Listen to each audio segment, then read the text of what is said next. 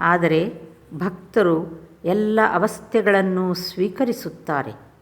ಜಾಗೃತ್ ಅವಸ್ಥೆ ಕೂಡ ಸತ್ಯ ಅಂತ ಹೇಳುತ್ತಾರೆ. ಅವರು ಜಗತ್ತು ಸ್ವಪ್ನವತ್ ಅಂತ ಹೇಳುವುದಿಲ್ಲ. ಹೇಳುತ್ತಾರೆ, ಈ ಜಗತ್ತು ಭಗವಂತನ ಐಶ್ವರ್ಯ ಎಂದು.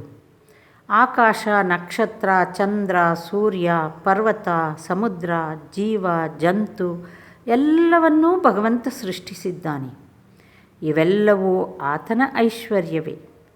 ಆತ ನಮ್ಮ ಆಂತರ್ಯದಲ್ಲಿ, ಹೃದಯ ಮಧ್ಯದಲ್ಲಿ ಇದ್ದಾನೆ ಮತ್ತು ಹೊರಗೂ ಇದ್ದಾನೆ. ಉತ್ತಮ ಭಕ್ತ ಹೇಳುತ್ತಾನೆ, ಆತನೇ ಈ ಚತುರ್ವಿಂಶತಿ ತತ್ವ, ಜೀವ ಜಗತ್ತು ಆಗಿದ್ದಾನೆ.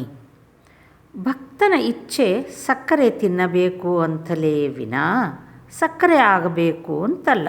ಎಲ್ಲರೂ ನಗುತ್ತಿದ್ದಾರೆ. ಭಕ್ತನ ಭಾವ ಯಾವ ರೀತಿಯದು ಗೊತ್ತೇ?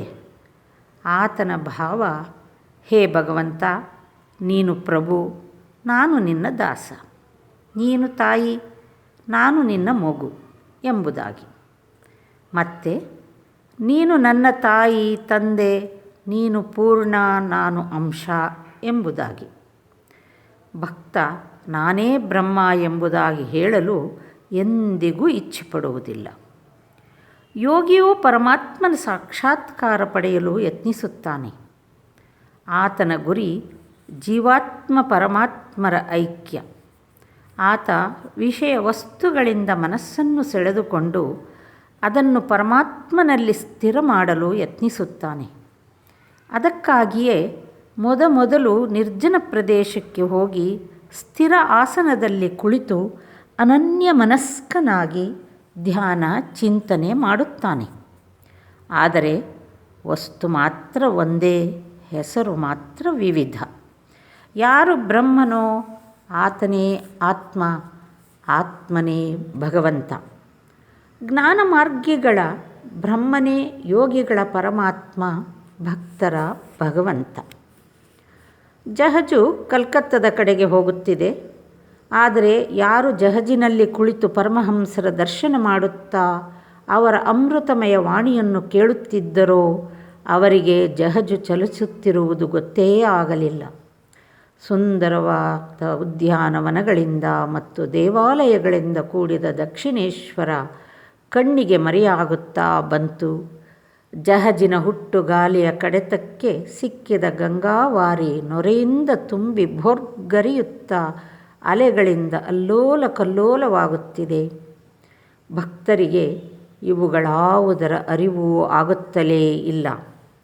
ಅವರು ಮುಗ್ಧರಾಗಿ ನೋಡುತ್ತಿದ್ದಾರೆ. ನಗು ಮುಖರಾದ, ಆನಂದಮಯರಾದ, ಪ್ರೇಮಾನುರಂಜಿತ ನಯನರಾದ, ಪ್ರಿಯದರ್ಶನರಾದ ಅದ್ಭುತ ಯೋಗಿವರ್ಯ ಪರಮಹಂಸರನ್ನು. ಪರಮಹಂಸರಿಗೆ ಭಗವಂತನ ಹೊರತು ಬೇರೇನೂ ಗೊತ್ತಿಲ್ಲ. ಜ್ಞಾನವಾಹಿನಿ ಅವರ ಬಾಯಿಂದ ಸುಮ್ಮನೆ ಹರಿಯುತ್ತಲೇ ಇದೆ. ಶ್ರೀರಾಮಕೃಷ್ಣರು. ಜ್ಞಾನ ಮಾರ್ಗಾವಲಂಬಿ ವೇದಾಂತಿಗಳು ಹೇಳುತ್ತಾರೆ, ಸೃಷ್ಟಿ ಸ್ಥಿತಿ ಪ್ರಳಯ ಜೀವ ಜಗತ್ತು ಇವೆಲ್ಲ ಶಕ್ತಿಯ ಕ್ರೀಡೆ. ವಿಚಾರ ಮಾಡಿ ನೋಡಿದರೆ ಇವೆಲ್ಲ ಸ್ವಪ್ನದ ಹಾಗೆ. ನಿಜವಾಗಿ ಬ್ರಹ್ಮನೇ ಏಕಮಾತ್ರ ವಸ್ತು, ಉಳಿದುದೆಲ್ಲ ಅವಸ್ತು. ಶಕ್ತಿಯು ಸ್ವಪ್ನದೋಪಾದಿಯಲ್ಲಿ ಅವಸ್ತು. ಆದರೆ ಇಡೀ ಜೀವನವನ್ನೆಲ್ಲ ವಿಚಾರಕ್ಕೆ ಮೀಸಲಾಗಿಟ್ಟರೂ ಸಮಾಧಿಯ ಸ್ಥಿತಿಯನ್ನು ಹೊಂದುವವರೆಗೆ ಶಕ್ತಿಯ ಇಲಾಖೆಯನ್ನು ಬಿಟ್ಟು ಹೊರಗೆ ಹೋಗುವ ಹಾಗೇ ಇಲ್ಲ.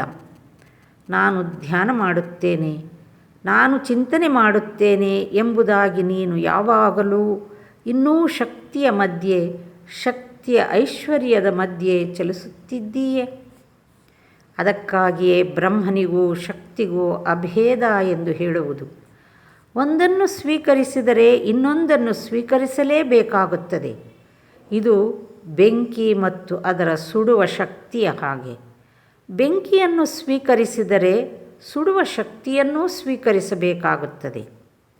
ಸುಡುವ ಶಕ್ತಿಯನ್ನು ಬಿಟ್ಟು ಬೆಂಕಿಯನ್ನು, ಬೆಂಕಿಯನ್ನು ಬಿಟ್ಟು ಸುಡುವ ಶಕ್ತಿಯನ್ನು ಭಾವಿಸಲಾಗುವುದೇ ಇಲ್ಲ. ಸೂರ್ಯನನ್ನು ಬಿಟ್ಟು ಸೂರ್ಯರಶ್ಮಿಯನ್ನು ಭಾವಿಸಲಾಗುವುದಿಲ್ಲ. ಸೂರ್ಯರಶ್ಮಿಯನ್ನು ಬಿಟ್ಟು ಸೂರ್ಯನನ್ನು ಭಾವಿಸಲಾಗುವುದಿಲ್ಲ. ಹಾಲು ಹೇಗಿದೆ? ಅದು ಬಿಳುಪು.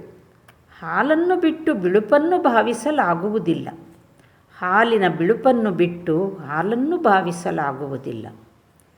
ಹಾಗೆ ಬ್ರಹ್ಮನನ್ನು ಬಿಟ್ಟು ಶಕ್ತಿಯನ್ನು, ಶಕ್ತಿಯನ್ನು ಬಿಟ್ಟು ಬ್ರಹ್ಮನನ್ನು ಭಾವಿಸಲಾಗುವುದೇ ಇಲ್ಲ. ನಿತ್ಯವನ್ನು ಬಿಟ್ಟು ಲೀಲೆಯನ್ನು, ಲೀಲೆಯನ್ನು ಬಿಟ್ಟು ನಿತ್ಯವನ್ನು ಭಾವಿಸಲಾಗುವುದೇ ಇಲ್ಲ. ಆದ್ಯಾಶಕ್ತಿ ಲೀಲಾಮಯಿ ಸೃಷ್ಟಿ ಸ್ಥಿತಿ ಪ್ರಳಯ ಮಾಡುತ್ತಾಳೆ. ಆಕೆಗೆ ಕಾಳಿ ಅಂತ ಹೆಸರು. ಕಾಳಿಯೇ ಬ್ರಹ್ಮ, ಬ್ರಹ್ಮನೇ ಕಾಳಿ. ವಸ್ತು ಒಂದೇ. ನಿಷ್ಕ್ರಿಯವಾಗಿರುವಾಗ, ಸೃಷ್ಟಿ ಸ್ಥಿತಿ ಪ್ರಳಯ ಮಾಡದಿರುವಾಗ ಅದೇ ವಸ್ತುವಿಗೆ ಬ್ರಹ್ಮ ಅಂತ ಹೆಸರು. ಆದರೆ ಆ ಎಲ್ಲ ಕಾರ್ಯಗಳನ್ನು ಮಾಡುತ್ತಿರುವಾಗ ಅದೇ ವಸ್ತುವಿಗೆ ಕಾಳಿ ಅಂತ ಹೆಸರು, ಶಕ್ತಿ ಅಂತ ಹೆಸರು. ವಸ್ತುವೇನೋ ಒಂದೇ, ಹೆಸರು ರೂಪ ಮಾತ್ರ ಬೇರೆ ಬೇರೆ. ಇದು ನೀರೆಂಬ ಒಂದೇ ವಸ್ತುವನ್ನು ವಿವಿಧ ಭಾಷೆಗಳಲ್ಲಿ ವಿವಿಧ ಹೆಸರಿನಿಂದ ಕರೆಯುವ ಹಾಗೆ. ಒಂದು ಕೊಳಕ್ಕೆ 3-4 ಘಟ್ಟಗಳಿವೆ ಅಂತ ಇಟ್ಟುಕೊಳ್ಳಿ. ಒಂದು ಘಟ್ಟದಲ್ಲಿ ಹಿಂದೂಗಳು ನೀರು ಕುಡಿಯುತ್ತಾರೆ, ಅವರು ಅದಕ್ಕೆ ಜಲ ಅಂತ ಕರೆಯುತ್ತಾರೆ. ಇನ್ನೊಂದರಲ್ಲಿ ಮುಸಲ್ಮಾನರು ನೀರು ಕುಡಿಯುತ್ತಾರೆ, ಅವರು ಅದನ್ನು ಕರೆಯುತ್ತಾರೆ ಪಾನಿ ಅಂತ. ಮತ್ತೊಂದರಲ್ಲಿ ಆಂಗ್ಲೇಯರು ನೀರು ಕುಡಿಯುತ್ತಾರೆ, ಅವರು ಅದಕ್ಕೆ ಹೇಳುತ್ತಾರೆ ವಾಟರ್ ಎಂಬುದಾಗಿ. ಈ ಮೂವರೂ ಕುಡಿಯುವುದು ನೀರೇ, ಆದರೆ ಹೆಸರಿನಲ್ಲಿ ಮಾತ್ರ ಪ್ರಭೇದ.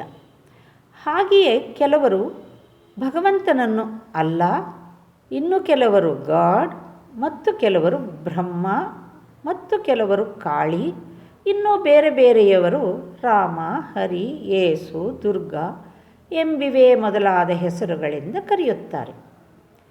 ಕೇಶವಚಂದ್ರಸೇನ ನಗುತ್ತಾ, ಕಾಳಿ ಈ ಜಗತ್ತಿನಲ್ಲಿ ಎಷ್ಟೊಂದು ಭಾವಗಳಿಂದ ಕ್ರೀಡಿಸುತ್ತಾಳೆ ಎಂಬುದರ ವಿಷಯವಾಗಿ ಸ್ವಲ್ಪ ವರ್ಣನೆ ಮಾಡಿ ತಿಳಿಸಿ. ಶ್ರೀರಾಮಕೃಷ್ಣರು ನಗುತ್ತಾ, ಓ, ಆಕೆ ವಿವಿಧ ಭಾವಗಳಿಂದ ಕ್ರೀಡಿಸುತ್ತಾಳೆ.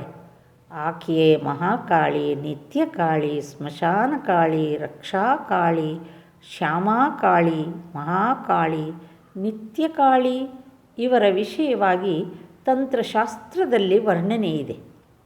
ಸೃಷ್ಟಿ ಆರಂಭವಾಗುವುದಕ್ಕೆ ಮುನ್ನ ಚಂದ್ರ, ಸೂರ್ಯ, ಗ್ರಹ, ಪೃಥ್ವಿ ಇವೆಲ್ಲ ಉದ್ಭವವಾಗುವುದಕ್ಕೆ ಮುನ್ನ ಎಲ್ಲೆಲ್ಲೂ ನಿಬಿಡಾಂಧಕಾರ ಹಬ್ಬಿದ್ದಾಗ ಭಗವತಿ ನಿರಾಕಾರ ಸ್ವರೂಪಿಣಿ ಮಹಾಕಾಳಿ ಮಹಾಕಾಲನೊಡನೆ ಐಕ್ಯವಾಗಿದ್ದಳು. ಶ್ಯಾಮಾಕಾಳಿಯದು ಸ್ವಲ್ಪ ಮಟ್ಟಿಗೆ ಕೋಮಲ ಸ್ವಭಾವ. ಆಕೆ ವರಾಭಯದಾಯಿನಿ. ಗೃಹಸ್ಥರು ಆಕೆಯನ್ನು ಪೂಜಿಸುತ್ತಾರೆ.